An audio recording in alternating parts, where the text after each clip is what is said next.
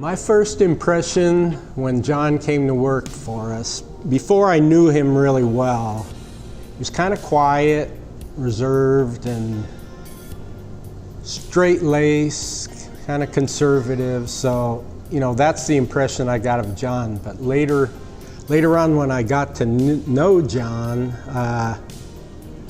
I found out some surprising things. The one thing that really surprised me is John is a die-hard Prince fan.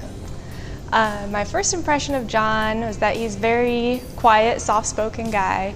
My first impression with John was that his office is very neat. You know, I think my first impression of him was green. John is a quiet guy, but very hardworking. I know he was working on the SANS program, and he was very busy, working long hours, so hardworking guy. I thought he was a fun, you know, he liked to have fun type of principles, so that's why he always had these clever jokes, and they're just funny. It just cracks me up, so that's what I liked about him. Had to be my interview to be hired for the job. When I first saw him, I thought he was very quiet, reserved, seemed like he knew exactly what he was doing. John's strength as an architect, as everybody in the firm will probably tell you, is he's very organized. He's very detail-oriented. His attention to detail. I think he's very detailed. Oh gosh, his strengths are definitely his organizational skills. A strength that I saw in John that really impressed me is how organized he was. It kind of put me to shame because my office always had stuff all over the place, but John always had his nice, neat little piles. He was the ultimate note taker. In any of our management meetings, John would be constantly with his yellow pad taking notes, and I think, God, what's he taking notes about? I better, you know, and I just start doodling, making pictures so everybody would think I was taking notes. I could never get anything by him when he came and checked my drawings. So he was always finding something, and that was the one thing I tried to do every time is make sure that he couldn't find anything, but he always did. He's just so meticulous and organized that, you know, we all just wish we had half of his organization. What makes John a good leader is probably the fact that I feel like he's always pushing me to do my best, and you know, when you do a good job, he's always, you know, so thankful. John's a good leader because he really values his employees' opinions. Sometimes we're, you know, a lot of the project architects, project manager, we're working at such a fast pace, we don't pay attention to those things, and John he just breathes and thinks it through and takes care of those items. I think he gets to know people he works with, and I think he is someone who has empathy, and he wants to understand the people he's leading and help them to achieve, you know, do great things.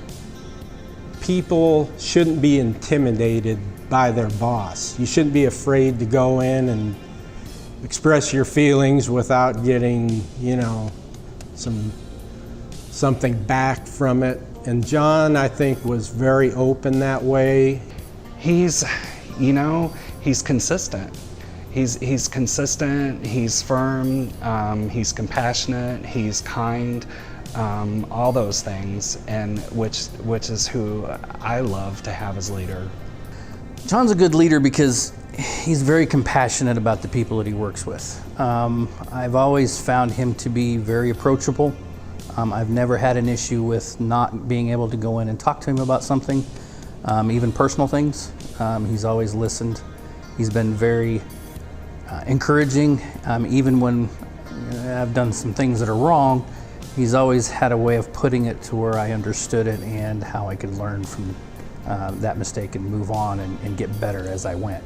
John helped with the BRR culture in a way that John knew the history of BRR, and he kept a lot of the traditions, a lot of the way BRR was run. Even though the company grew so big with so many people, it was still a real personal company, one-on-one type company, and I think John really carried that through working with his teams. And you know, before he was principal, working with the other principals and his associates that he worked with, but I think that had a lot to do with it. John's created a very positive BRR culture by being who he is, being very supportive, and having that open door policy. John, through his kindness and compassion and his organizational skills, he's all about people. The fact that he wants you to work hard, and he also appreciates all the work you do. I think John's created a positive culture by being a positive person, and that may seem a little strange, but he's just always in a good mood and just wanting to get work done and do it well. I mean, look at him. He's planning his retirement, you know, at the age of 50. That's early by any means, you know what I mean, by stats. But he has, you know, just, for me, just enjoy life and you know, take it day by day, and you know what I mean. So he's got it planned out. My advice for John is to find something that's challenging that he enjoys, a way to make a difference, and to give back. Oh gosh, by all means have fun. Just enjoy your passions and go have a good time. I think he should just make sure he has fun, enjoys what he's doing. You know, it's okay to get a little messy and leave things out of order. As far as retirement, you need to accept it and not feel guilty about sitting around the house reading a book for 4 hours, or, you know, you have to enjoy retirement and not miss what you did before, and just, you know, if you feel like sleeping in till 11 o'clock, go ahead and do it.